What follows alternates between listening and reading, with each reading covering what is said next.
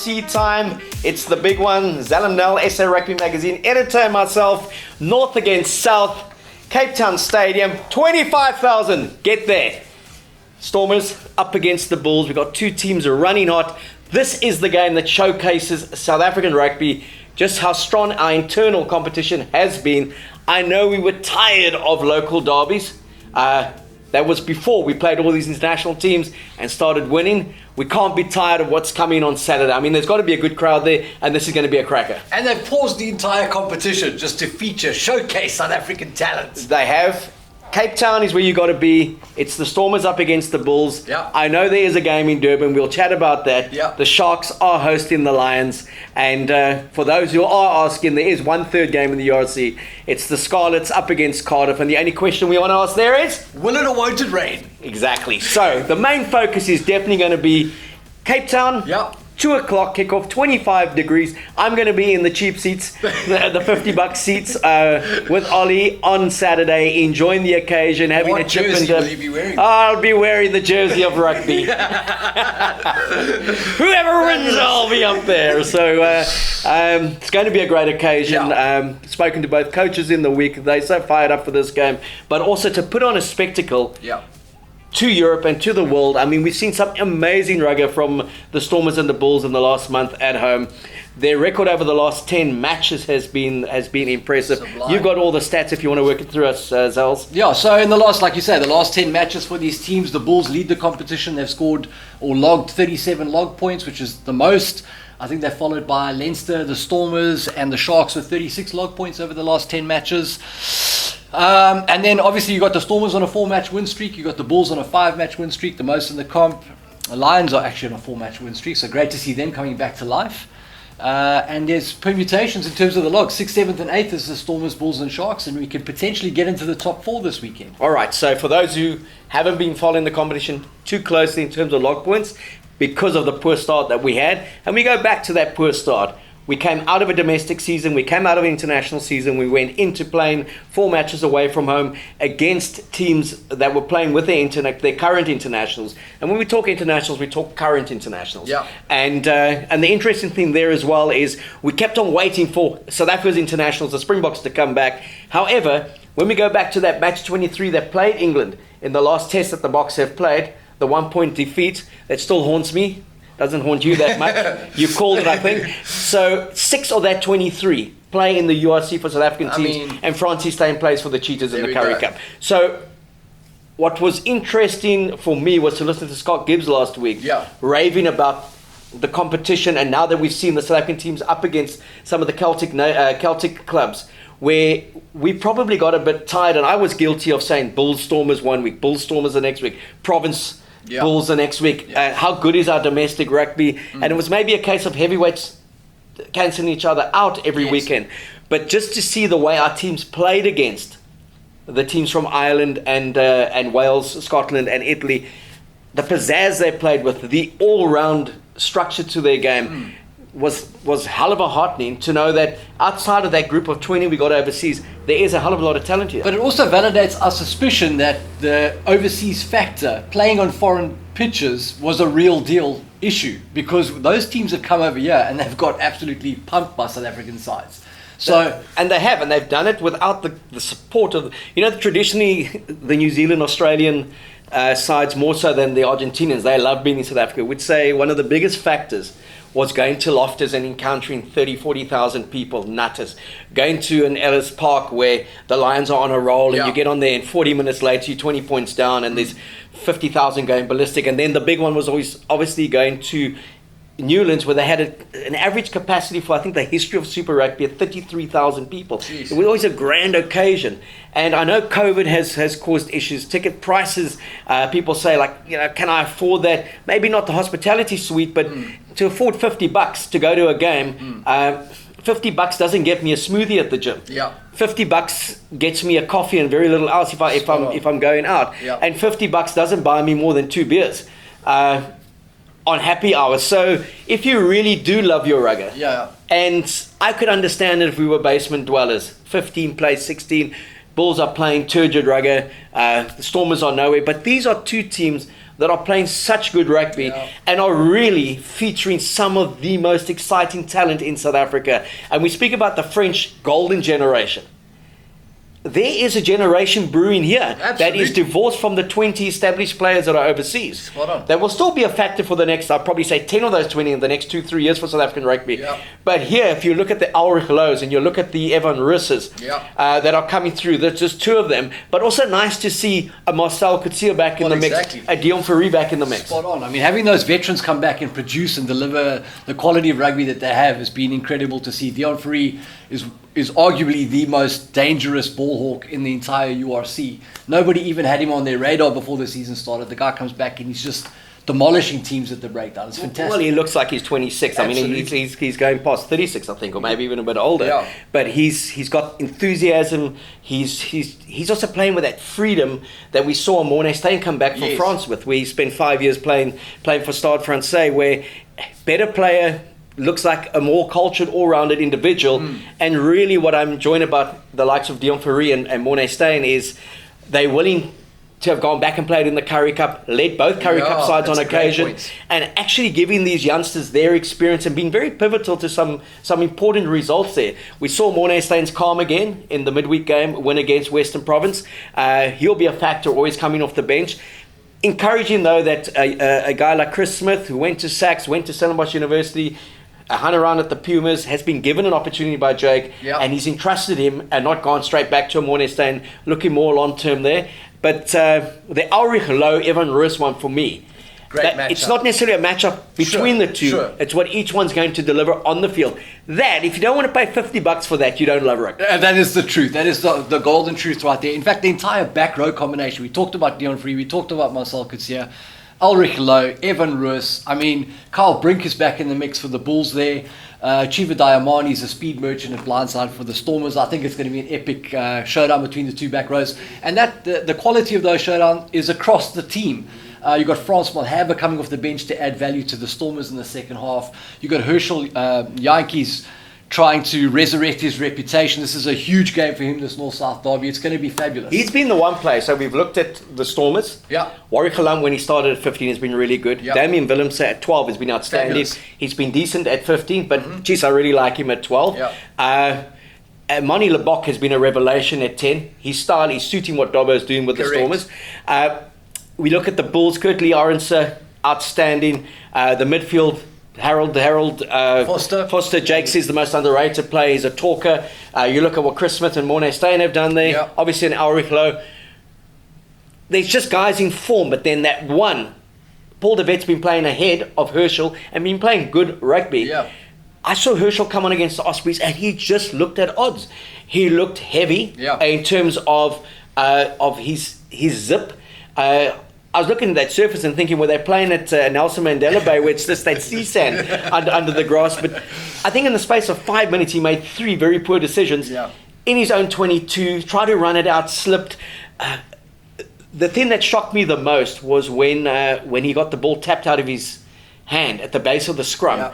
And it was the kind of thing Herschel Jantjies does to other scrummers. And you could see that the guy was coming. The referee was saying, hold it back. And he looked up and boom, it was gone. Those mistakes, so uncharacteristic of him in the first 2 years that he burst onto the scene. Spot on. Is he struggling with potential injury? Is he struggling with form?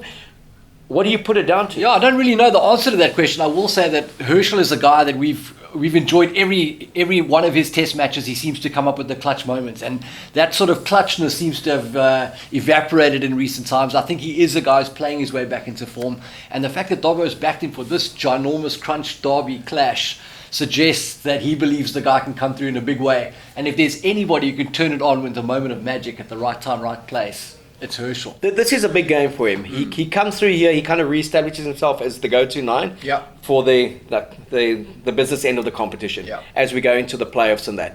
He doesn't. He goes back onto the bench, and that really potentially affects his national status for the 3 tests against Wales. Faf will be in the mix, we know that. And then you look at who else is playing very well at 9 in the country. Van den Berg's been playing very good at the Lions. You've got a host of scrum halves that are playing out of the Sharks. And it's not as simple as it's my jersey and give it to me. No, spot on. No, absolutely. I mean, like we've already discussed this, but I mean, Herschel needs to really step up in a big way this weekend, and I feel like his selection is an indication that Dobbo expects it to happen. They expect big things from him. All right, so you got two teams. You got the Bulls on a 5 streak win run. You got the Stormers 4 in a row. They could still lament that one in Connacht, okay? And we also won't talk about the refereeing in that game. Or Ulster. So they kind of balanced it out. That's what I say. All right, so you got two coaches who have a very positive approach to the game. Yes. And you've just got some wonderfully talented players, a sprinkling of current Springboks with some wonderful youth that's coming through. 2 o'clock kickoff, 25 degrees, a fast surface, 25,000. Hopefully they will be there at the Cape Town Stadium, also known as the DHL Stadium. Who's got the 4 points? Is there a bonus point winning this game, or is it going to be too tight? I think it's going to be too tight. I don't think we're going to see a bonus point victory. The winning team will bank 4 points and move up to 5th place, and that'll be... Before I get to that, 38 times these two teams have met since 1996. We look at Super Rugby Unlocked, Rainbow Cup SA, and just the one URC match at Loftus where the Stormers snuck it. 23-22 is the winning margin on average to the Bulls. However, the Stormers 21 wins, a draw, and 16 wins for the Bulls. This is what you call a rivalry, especially when they're in form. Well, in the last 10 matches, it's 5-5, and the Bulls win 26-21. The Stormers have won the last time they met. So, I mean, this is a rivalry this is the tiebreaker for the last 11 matches. And the wonderful thing, Jake, after the win last weekend against Ulster, raving about his backline. How good were they? How good were they? Dobbo, raving about ball in hand. We're not talking about a brutish tight 5 that scored 4 tries from a maul 5 meters, a line-out drive 5 meters from the opposition. We're talking about people who are creating from phase play, from broken play, and the offload in the tackle, the way we're keeping the ball alive, the way both teams are playing at pace. This could be one of the... This has got everything like a South African Bledisloe Cup. New Zealand against Australia, where you know it's going to be a great game of rugby. Because you've got players who can play. There's so much skill on this field. And that's why you're giving it to... I'm giving it to the Stormers. Why are you giving it to the Stormers? I'm giving it to the Stormers. So for all the reasons you just mentioned now, it is a fast track. I feel like the Bulls of the two sides, the Bulls are the guys. No, I think the Bulls are the guys, and look, I love both these sides and the people involved, but the Bulls are the side that are more likely to take the run baits and have a go. And I feel like the Stormers, with their kicking game, with the way that they sort of exploiting space in the backfield, I feel like the Bulls might get themselves in a bit of trouble there. All right. Explain the run bait to me and to people who are watching. Okay, so I think the Stormers have done a really good job of using their possession to put the ball into space behind the defensive line and to make the receiving team find ways to exit. And those guys get that ball under pressure, and the Stormers are good at converting that pressure into either a turnover or kick receipt that they can use to counterattack. And I think that's the real sting in the Stormers' plan. Right, okay. So we've raved about the Stormers. We've talked them up. That first 20 minutes against the Ospreys, ball in hand rugger. They got 2 tries. The one that Smith scored, probably one of the tries of the tournament. They could have had 3 or 4 in their first 20 minutes. And then there was a bit of a plateau. Then we started seeing side to side. We started seeing guys not really doing the hard yards and wanting to score from everywhere. We've seen the Bulls at times start very poorly, come back brilliantly. We've seen them start very well, have a 15-minute lull period, and then come back into the game. Where is each team most vulnerable on Saturday? Oh, that's a tricky one. So I think, like you said, the Stormers are potentially vulnerable to believing the hype and getting sucked up into that all-out attack against broken defenses, and potentially you could have some passes that don't go to hand, and then that's turnovers for the Bulls. I think for the Bulls, their tight 5 remains an issue. As much as we like Ruan Nortje, the front row still hasn't really convinced. They're going to be up against Steven Kitshoff and Frans Valhaba at some point in this game. If you can't win your set piece, it's very difficult to be a possession first team. So I think that's the Bulls' weakness. Is if the tight 5 can control the set piece battle, they're in with a shout. But I mean, that's a tall order. Look, this Bulls team has come to Cape Town Stadium and beaten South Africa A last year. They know how to win in Cape Town. Okay, they've come here and they've won in the Rainbow Cup 2016, a tight game. Their Currie Cup side has come down here and done well when there's been a sprinkling of both players. Is there a danger? And we're talking this spectacle on this side. Is there a danger that this is like two really good boxers who feel the first 15 minutes they put aside everything and decide, just go let's see what you know, or let's see what you've got? Yeah. Because this does have a finals feel to it. It definitely has that feel to it. Absolutely. And as you say, the permutations are big. Yeah. The Stormers get a bonus point win. They leapfrog Munster and they're top 4. Yeah. So in the home semi-final booth there, home quarter-final. And this is playoffs type rugby. Yeah. Are we going to see a departure from what we've seen Great question. so far? Great question. I hope not. Yeah. I hope both teams back themselves to play the way they're playing. Yeah. I've been around so many teams, and Harry Falloon's teams, they play the most incredible rugby at domestic level. We get to a final and all of a sudden they play a bit differently because it was a final, and you think if they just played the same way, they'd still win by 30 points, you know? But speaking about playing the same way and expressing themselves and not changing what they do, the Stormers have got Leland Zas and Siabela Sonata among the top try scorers in the URC. Madosh Tambwe is on fire. How do you see that sort of outside back shootout going? I think it's a lot dependent on what happens inside of them. Right. So yes, they're all dangerous players from broken play because they have one thing that Jake White always talks about. They have pace. It is athletics. I remember when there was discussions about who Jake was picking on the wing for the Springboks and who he wasn't picking, and people were trying to make it into a political issue, and his point was ex-player had pace, the other one, and that player being Brian Abana, right, and the other one didn't, and Zola Yeye, who was the manager, went on record to say, is this athletics? And the minute Brian Abana got the ball and went Browning's winner and went off for a 60-meter try, Jake turned around in the coaching box and said, it is athletics. So if you've got winners who got pace, you're always in with a shout. Yeah. The key for me will be, and that's why I would have liked to have really seen Damien at 12. And I think he brings a physicality and a rugby intelligence because of his all-round kicking game as well. The grubber, the way he can take the ball into contact and offload. And we'll probably see him there in the second half with Warwick Aland at fullback. I think that's the most underrated part of this game. What happens 10, 12, 13 is going to dictate what happens with the outside backs. I hear what you're saying about the one vulnerability that there is with this Bulls is that tight 5 still isn't a particularly good, strong tight 5. And Kitsi and Frans Malherbe, you picked a World 15 today and you put one at loose and one at tight head, you wouldn't go wrong. Spot on. They are a very, very, very good side. And Evan Roos has really profited from the go-forward ball that his pack has given him from the set piece. So if there's an area the Bulls do shade, the Stormers do shade the Bulls, it's I would say at set piece. Where are the Stormers weak? Where did the Bulls have the advantage, would you say? I believe that the Stormers could be their own worst enemies. And we've seen some wonderful things from Mani Lebok, but you must also remember you got a coach who didn't really rate him, and there's a reason he didn't rate him in the Bull setup, which was Jake. He put him on transfer to the Sharks. You talk about them taking the run bait game. Now, forget what coaches are saying. I wonder if a Herschel Yankees, Mani Lebok, and those outside backs of the Stormers don't take the run bait game. Because you've got Chris Smith, whose kicking game is very underrated, and you've got the veteran Mornay Steyn, who in the last 20 minutes could primarily come on and just play percentages rugby and then say to the Stormers, now what? You're brilliant. Score from 70 meters, score from 80 meters.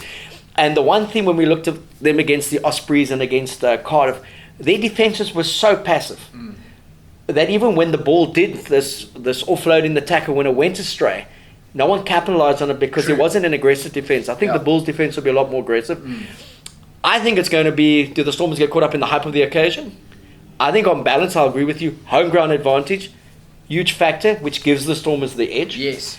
But if the Bulls played a little bit more conservatively, I think that could be the key to a victory for them. But I'm also going with you. In context of the occasion, and with no disrespect to what the Bulls have done, if this game was at Loftus, I'd be saying 5 points to the Bulls. Cape Town, I'm saying 5 points to the Stormers. Yeah, I agree with that. Good call. And we have to, because we're going to be in the stadium Cape Town Stadium on Saturday. And we are based in Cape Town, but we do love the Bulls. They've been playing some great rugger. Zels, it's been a pleasure chatting to you. Now that we know what run bait means, who's going to take the run bait on Saturday? I know the only run that I'm going to do is from the stands to get a beer, a dip and chip. and watch a great 80 minutes that showcases just what is good about South African rugby. Enjoy that. Thanks, man. Nice. Jesus, I just forgot as well. There's another game. Sharks are at home. Sorry, Mr. Mazzardi. The Lions. Against the Lions. The Lions will roar against the Sharks who will swim. Who's going to win? Oh, God. I would say, does anyone care? But we do. We do Of course care. we care. We care. For the sake of the competition, the Sharks have to win. Agreed. Because they are playoff contenders. The Lions on a 4-game winning streak. But if you don't like the Sharks, you want the Lions to win. So I've got the Sharks to win at home. I think that Durban humidity will get to the Lions. Bot captain's back. Bot captain's back. Go for it, Sia. I've got the Sharks to win quite comfortably. I agree. 12 points. I'm not that Come on, comfortable. disagree with I'll me. take 8. I'll take 8. Okay, so we've got a Sharks win.